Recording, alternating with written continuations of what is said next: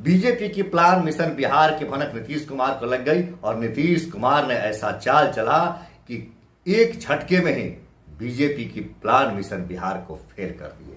BJP यह सोच रही थी कि बिहार विधानसभा चुनाव से पहले नीतीश कुमार की जदयू को इस तरह से तोड़ दिया जाए कि नीतीश कुमार घुटनों पर आ जाएं और नीतीश कुमार को इस तरह से अलग थलग कर दिया जाए कि वह बीजेपी के सभी शर्तों को मानने के लिए मजबूर हो जाए। लेकिन जैसे ही इसकी भनक नीतीश कुमार को लगी, नीतीश कुमार पलटवार करते हुए कुछ इस तरह के चाल चले कि भारतीय जनता पार्टी की हवा ही निकल गई। नीतीश कुमार ने अचानक से बड़ा फैसला लेते हुए जदयू के 185 कार्यकर्ताओं पर बड़ा फैसला ले लिया है। इस कड़े फैसले में 185 कार्यकर्ताओं को पैदल कर दिया गया और खबर ऐसी है कि राष्ट्रीय कार्यकारिणी जो जदयू की नीतीश कुमार की राष्ट्रीय कार्यकारिणी है, उस कार्यकारिणी में भी कई बड़े नेताओं पर बड़े एक्शन लिए गए हैं। दरअसल नीतीश कुमार ने जदयू के बिहार कार्यकारिणी की नए सिरे से गठन करना शुरू कर दिया है और इस क्रम में पहले से कार्यरत 185 कार्यकर्ताओं नेताओं पर बड़ा फैसला लिया गया है और उनको पद से हटा करके नई कार्यकारिणी की गठन की जा रही है। इतना ही नहीं, जदयू की राष्ट्रीय टीम नेशनल राष्ट्रीय कार्यकारिणी समिति का भी गठन हो रहा है और उस राष्ट्रीय कार्यकारिणी समिति से भी कई बड़े नेताओं को हटा दिया गया है। ललन सिंह के करीबी बहुत सारे नेता को राष्ट्रीय कार्यकारिणी में जगह नहीं मिली और खबर तो यह भी है ललन सिंह जो नीतीश कुमार के सबसे करीबी नेता हैं, उनको भी नीतीश कुमार की राष्ट्रीय कार्यकारिणी समिति से अलग कर दिया गया है। उनको भी इस समिति में जगह नहीं मिली है। यह बड़ी खबर है। ललन सिंह जदयू के सांसद हैं, केंद्र में मंत्री भी हैं और बीते दिनों देखा गया है कि ललन सिंह देश के गृह मंत्री अमित शाह से काफी करीब हो रहे हैं। लगातार कई मीटिंग हो रही है, गुपचुप मीटिंग हो रही है और इस सब की भनक नीतीश कुमार को भी लग रही है। ललन सिंह कई मौकों पर ऐसा कहते हुए सुने गए हैं कि वो भारतीय जनता पार्टी के सुर में सुर मिला रहे हैं। चाहे वक्फ बोर्ड का बिल हो, जहां वक्फ बोर्ड के बिल में नीतीश कुमार विरोधी हैं, वहीं ललन सिंह वक्फ बोर्ड का समर्थन करते हुए देखे गए हैं। जातीय जनगणना के समय भी नीतीश कुमार की अलग रुख थी और ललन सिंह भारतीय जनता पार्टी के सुर में सुर मिला रहे थे। नरेंद्र मोदी के भारतीय जनता पार्टी के टीम के साथ ललन सिंह की सुर में सुर मिलना यह नीतीश कुमार को नागवार हो गया।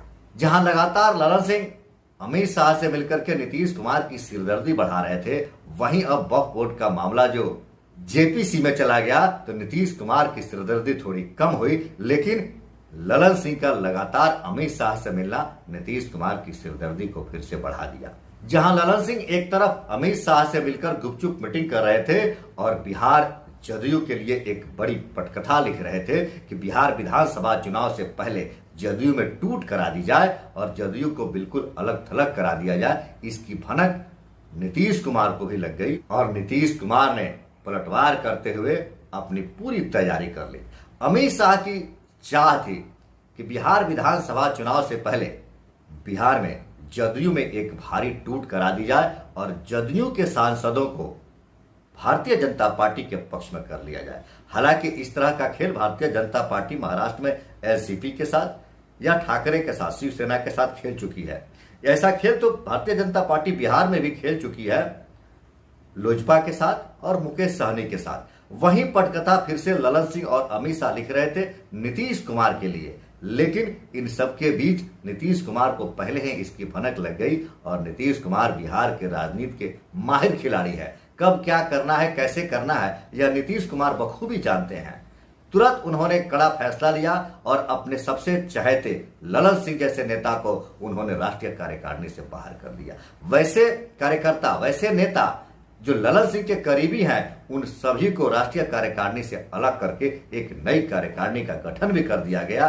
समय रहते नीतीश कुमार ने अपने जदयू को बचाने का भरपूर प्रयास कर लिया है, लेकिन सबसे बड़ा सवाल यह है कि क्या ऐसे कार्यकर्ता जिनको बेदखल कर दिया गया है, क्या वो नीतीश कुमार के साथ रह जाएंगे?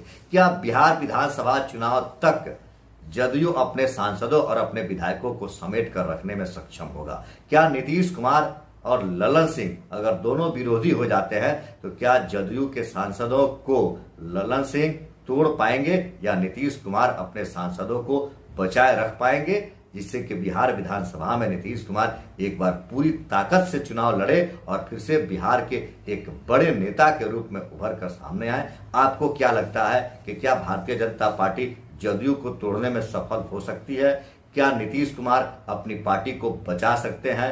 अपना विचार कमेंट करके जरूर बताएं।